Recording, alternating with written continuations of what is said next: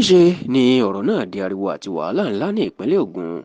pẹ̀lú àṣírí burúkú tí gbajúmọ̀ olóṣèlú ìpínlẹ̀ Ògùn tí ó jẹ́ olùdíje fún ipò gómìnà ìpínlẹ̀ Ògùn lọ́dún 2019 lábẹ́ ẹgbẹ́ òṣèlú APM tó tún jẹ́ igbákejì olùdíje fún ipò gómìnà nínú ẹgbẹ́ òṣèlú PDP lọ́dún tó kọjá ìyẹn ọ̀nàrẹ́bù Adékúnlé Akínládé ẹni tó pè èèyàn mọ̀ sí Triple A ìyẹn Abdulkadir Adékúnlé Akínládé Triple A ó mọ̀rọ̀ àti àṣírí tó tú mà ti di wàhálà gidi pẹ̀lú bó ṣe tú àṣírí ẹni tó ń jọ díje du ipò gómìnà ìyẹn ẹni tó ṣe igbákejì ẹ̀ lọ́dún tó kọjá ọ̀nàrẹ́bù Ọládipúpọ̀ Adébútú tọ́pọ̀ èèyàn tó mọ̀ sí ọmọ bàbá Ìjẹ̀bú bó ṣe tú àṣírí ẹ̀ pé ọkùnrin náà Ọlọ́run ló ṣe tí kò di gómìnà ìpínlẹ̀ Ògùn tó sì ní tó bá di gómìnà ìpínlẹ̀ Ògùn tó ń di igbákejì ẹ̀ lọ́dún tó kọjá ìpínlẹ̀ Ògùn bá ti dàrú nítorí pé kò ní ọpọlọ àti òye béèyàn ṣe ń ṣe ìjọba bó tiẹ̀ jẹ́ pé kò sẹ́ni tó mọ tó ṣẹlẹ̀ láàrin Adékúnlé Akínládé àti ọmọ bàbá Ìjẹ̀bú ṣùgbọ́n tó jẹ́ pé lójijì ni Adékúnlé Akínládé máa bẹ̀rẹ̀ sí ní máa tú àṣírí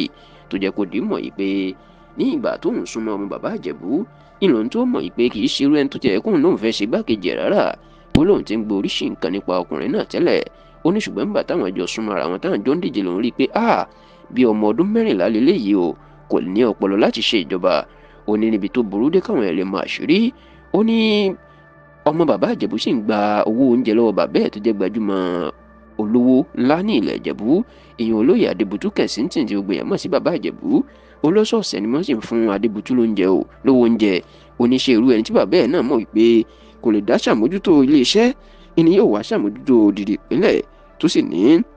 gbogbo àwọn àṣírí tó tú yìí ló jẹ́ kóun máa wá dúpẹ́ báyìí ìpè irú ẹ̀ kò di gómìnà ìpínlẹ̀ Ògùn kódà ó ní nígbà kan àwọn ìmáàmù kan ní ilẹ̀ Yorùbá ní ìpínlẹ̀ Ògùn yan àwọn ìmáàmù mùsùlùmí wọ́n ṣàdúrà pé ẹnikẹ́ni tí ó bá di gómìnà ìpínlẹ̀ Ògùn lọ́dún tó kọjá tí ìpínlẹ̀ náà yóò wó lulẹ̀ kí Ọlọ́run Allah kó má jẹ́ kó di ó lẹ́wọ̀n àtàdébùtú sì sàmì àdúrà lọ́jọ́ náà nítorí pé àwọn wà ń bẹ́ẹ̀ ó láṣẹ àdúrà náà ti gbà nítorí pé káládébùtú ó di gómìnà tó ń di igbákejì ẹ̀ ó ládébùtú kò bá wó gbogbo ìpínlẹ̀ Ògùn dànù ni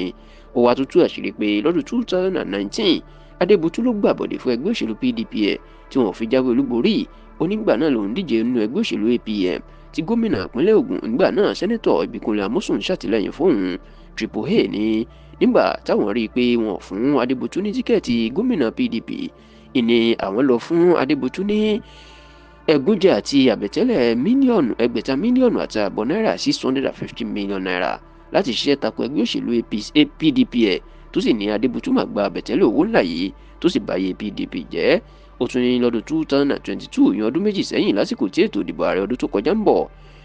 igbákejì ààrẹ tẹ́lẹ̀ tó tún jẹ́ olùdíje fún ipò ààrẹ lábẹ́ ẹgbẹ́ òṣèlú PDP Alhaji Atiku Abubakar ó ṣàlàyé fún àwọn ní ìpínlẹ̀ Ògùn pé káwọn jẹ́ kí sẹ́nẹ́tọ̀ Gbénga Daniel kó ṣe sẹ́nẹ́tọ̀ lábẹ́ ẹgbẹ́ òṣèlú PDP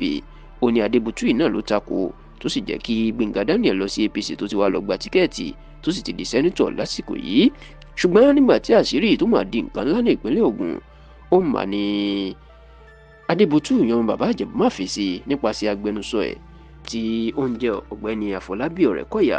nínú ọ̀rọ̀ tí Àfọlábí Ọ̀rẹ́kọ̀yà tó sọ ló jẹ́ kó di mọ̀ pé bàbá ńlò pùrọ̀ ni Adékúnlé Akínládé ó ní wọ́n ń lò ní láti fi gbé àwọn ṣubú ṣùgbọ́n tó ní kò sóòótọ́ ní gbogbo tó ń sọ àti pé láìpẹ́ láì jìnnà àwọn yóò fún lésì àwọn yóò sì tú àṣírí ẹ̀ síta.